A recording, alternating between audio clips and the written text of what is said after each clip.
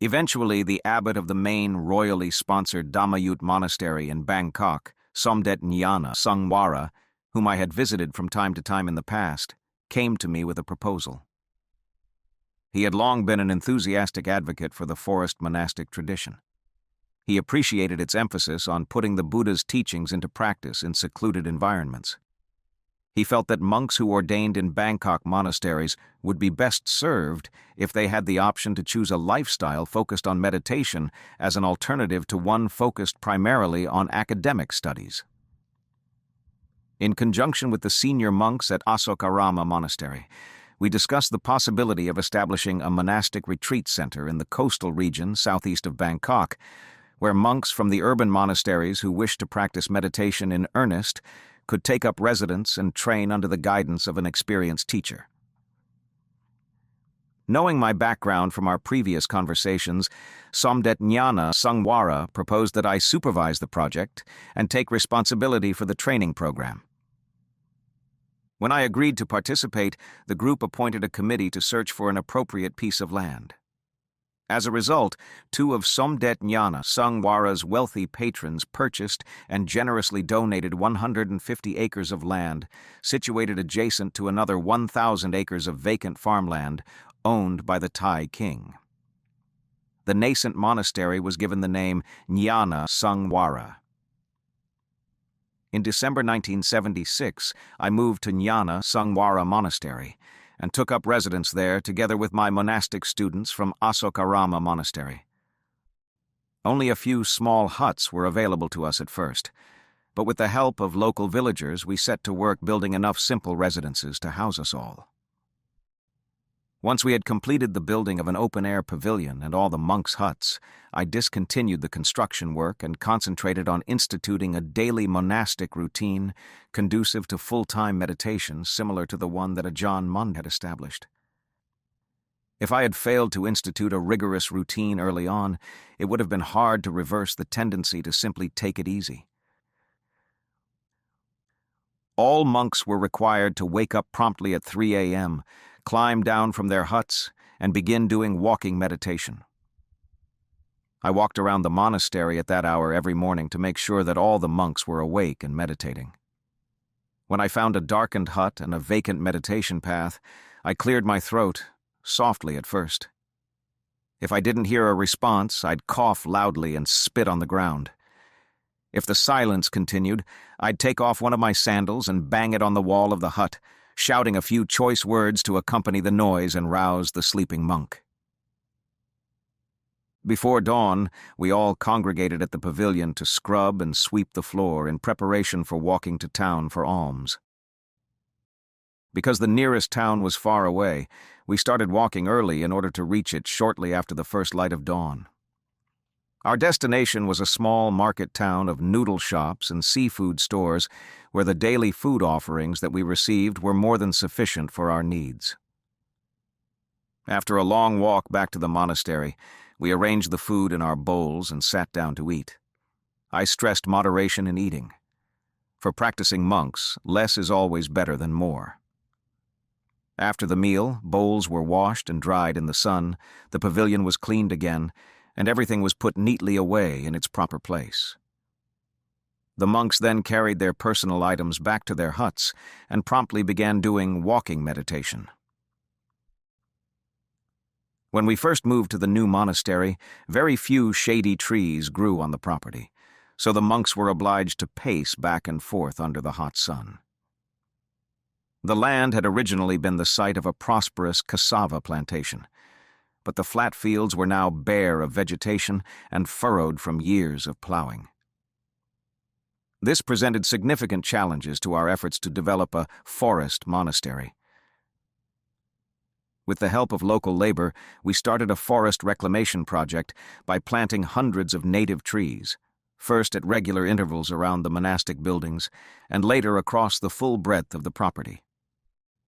To combat a chronic scarcity of water, I instituted a water conservation policy. All wastewater, whether from washing bowls and robes or from bathing, was collected in such a way that the excess ended up watering the vegetation. No water was to be wasted. Even urine was collected and poured at the base of the young saplings. As a result of this effort, the forest re-entered the monastery, one seedling at a time. As dusk fell each evening, we all gathered again at the central pavilion. A Dhamma talk preceded seated meditation that lasted until I brought it to a close, after which I sent everyone back to their huts to rest for the night. The early morning meditation routine started again at 3 a.m. The monks from Asokarama Monastery were not accustomed to such an intense lifestyle. They often stumbled out of their huts at that early hour, staggered over to the meditation path, and experienced difficulty walking mindfully until mind and body became fully awake. I drilled them in the training methods that I had practiced under Ajaan Mun's skillful guidance, methods that go against the grain by forcing meditators to confront their mental hindrances head-on to prevent them from falling prey to a complacent sense of self-satisfaction. Through repeated and regular repetition of the same practice, a monk's meditation can remain consistent and predictable. But the effects of that mode of practice can result in a lack of sharpness and clarity, especially when one's meditation habitually settles for a succession of calm and gentle states of mind, followed by timid insight investigations day after day. The familiarity of these practices makes practitioners feel deceptively at ease and comfortable with their meditation. They feel at ease because their minds are not being tested. They remain stuck in the same old rut, and they can't rouse the courage to change course because change means uncertainty and discomfort. When life feels safe and familiar, finding the motivation to step into a challenging situation can seem daunting. It requires focused willpower and a radically different mindset. The demanding meditation practices that Ajaan Mun and his disciples pioneered were designed to strike a blow against such complacency by awakening the mental strength and focused energy needed to seek out the most challenging environments, while engaging in those practices that require the most skill and effort. Nibbāna Sangwara Monastery's physical landscape was open and free of danger. No wild animals roamed the countryside. No mental vigilance was required to feel secure. Thus, it was my job to establish a mental landscape within each monk that forced him to face the unpleasant realities of the human condition as a way of awakening him to his potential for experiencing states of clear, heightened awareness that could illuminate the mental dangers he must contend with. There were no wild animals to threaten the monk's safety, but wild defilements still roamed freely in their minds, harrowing in their potential for mauling the unsuspecting victim. Freedom from fear and anxiety meant trapping and eliminating the beasts of greed, aversion, delusion, and sexual craving. To drive this point home to my students, my teachings often stressed the dangers of sexual craving. Because no other emotion defiles the mind so thoroughly, sexual craving is a root cause in the perpetuation of the cycle of birth, death, and rebirth.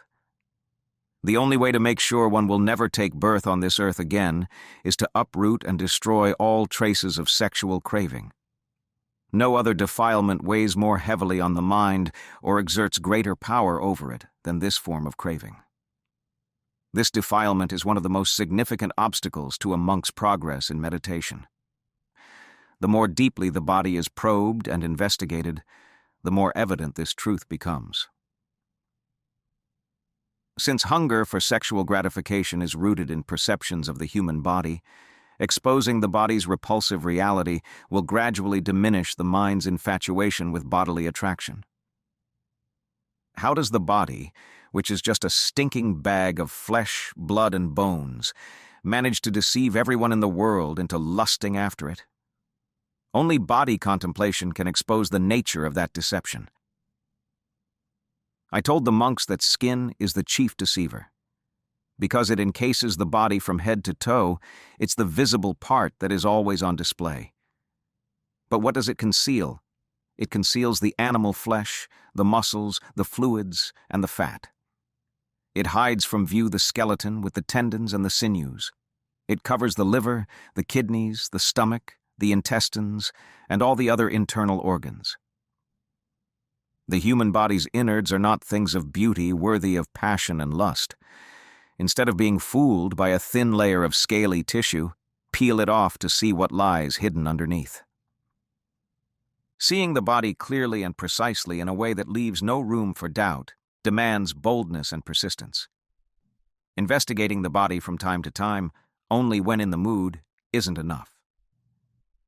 This practice must be approached as if it is a monk's life work, as though nothing else in the world matters except the analysis one is conducting at that moment. Time cannot be a factor. Place cannot be a factor. Ease and comfort cannot be factors. Body contemplation should occupy every breath, every thought, and every movement until the mind becomes thoroughly immersed in it. Nothing short of total commitment will bring genuine and direct insight into the truth. When body contemplation is practiced with single-minded intensity, each successive body part becomes a kind of fuel feeding the fires of insight meditation. The investigation then becomes a conflagration consuming the human body, section by section, part by part, as each is examined and investigated with a burning intensity. Regardless of how long it takes or how difficult the work proves to be, body contemplation must be practiced relentlessly until all doubt and uncertainty have been eliminated. As I'd come to expect, not everybody was happy with my way of teaching. The monks from Asokarama Monastery had joined me with good intentions, but their energy and enthusiasm soon faded under the pressure of food reduction, sleep deprivation, and intensive meditation sessions. Some of them became hooked on pleasant experiences in samadhi meditation that allowed them to forget about the stress and hardship of monastic life. Between meditation sessions, they felt free to let their minds drift off into pleasant reveries. They failed to grasp that samadhi is not the end result, that samadhi on its own does not have the power to eliminate suffering.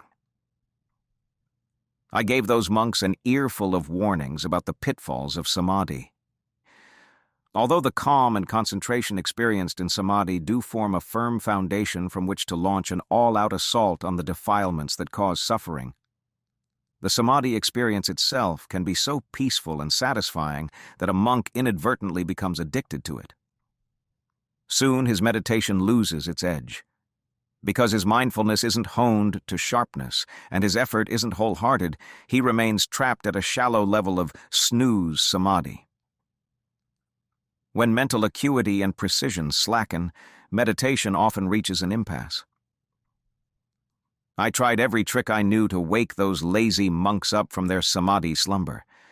I taught them to use the repetition of the meditation word Buddho as though it were a file used for forming and smoothing the coarse surfaces of the mind, until they form a sharp, concentrated edge capable of slicing through the fog of their daydreams.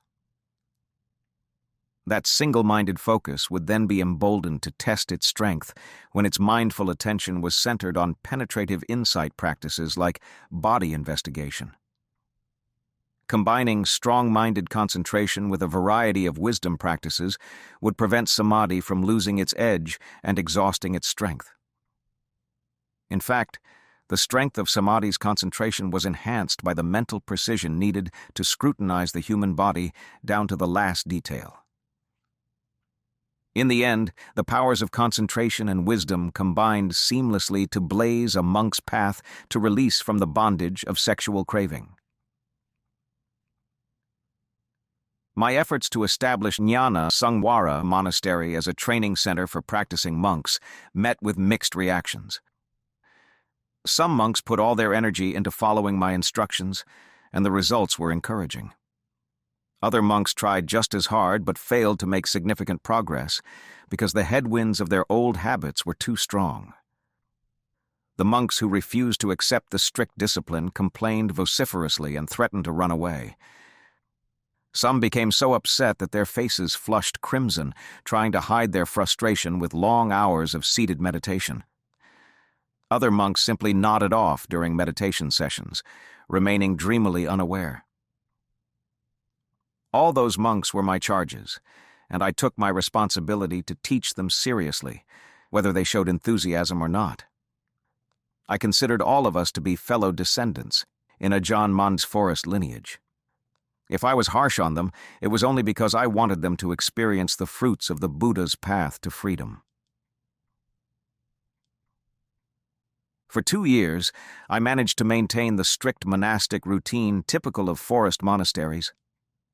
I policed the grounds every day, making sure all the monks were awake on time, keeping watch over their comings and goings during daylight hours, and leading them through long meditation sessions at night. On those occasions when we gathered to carry out maintenance work or other manual labor projects, I set the tone by personally grabbing a tool and setting right to work. As an example for the laggards and an inspiration for the diligent, I often worked so hard that very few of the young monks could keep up with me. The situation wherein some monks constantly struggled with this monastic lifestyle while others persisted admirably in their efforts was not unusual in a practice monastery. A group of young men hailing from differing backgrounds, with diverse characters and temperaments, varying mental capacities and latent virtuous tendencies accumulated from their past karma, were bound to adjust differently to a fixed, unvarying program of strict discipline and intensive meditation. I felt I had to create a favorable practice environment and enforce a meditation program worthy of the most conscientious and committed of my students. I saw no reason to compromise these principles, no need to sacrifice intensity just to placate the stragglers. But a rigorous practice routine required ample opportunities for seclusion and solitude. Any disturbances to the monastery's peace and quiet were unwanted distractions. When I first moved to Nibbāna Monastery, the location was isolated and relatively unknown. A quiet calmness pervaded the whole area. That peaceful atmosphere began to change during my 3rd year in charge. By then, the monastery had begun to attract attention, both locally, due to respect for the practicing monks, and more ominously, in the Bangkok metropolitan area, where Somdet Nyana Sangwara had taken pride in my success and started encouraging his disciples to pay me visits to learn more about meditation. On top of that, due to the Somdet's close connections with members of the royal family, plans were underway to merge the 1,000 acres of vacant land that the Thai king possessed with the 150 acres inside Nibbāna Sangwara Monastery, expanding the property and the resulting responsibilities immensely. These issues came to a head when a senior monk from the administrative hierarchy traveled down from Bangkok to pay a visit with an entourage of lay supporters trailing in his wake.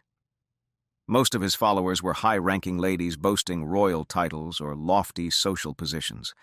Many of the rest were professors, doctors, or other intellectual types.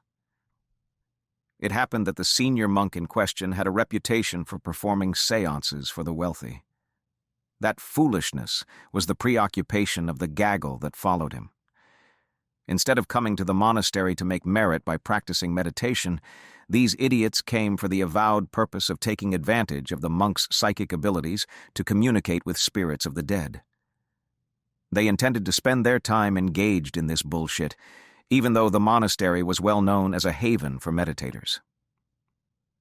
I've never allowed anybody, regardless of their reputation or rank, to ride roughshod over the ethical principles that I hold dear. No one is granted that privilege. My reaction to the seances was swift and decisive. As soon as I saw the rogue monk holding a meeting with his fan club in the main pavilion, I walked in and lambasted the monk to his face in front of everyone. "You damn scoundrel! You've barged into my monastery uninvited just to trample on the virtues you vowed to uphold as a monk. You should be ashamed of your ignoble behavior." Shocked by this intrusion on their get-together, genteel ladies and cultured intellectuals alike scattered in different directions as the surprised monk's face turned pale. This old monk will not tolerate conduct that violates the disciplinary rules laid down by the Lord Buddha and followed religiously by conscientious monks ever since. This monastery is not a rubbish bin for cast-off rules and discarded virtues. It is a garden for cultivating goodness and merit. You've worn out your welcome here. I expect you and your group to be gone before the end of the day." I heard later that the socialites in Bangkok were angry at my uncouth reaction to the visit of a highly celebrated monk and his retinue of distinguished guests. Such is the price we pay to uphold Dhamma principles in the face of worldly misconduct.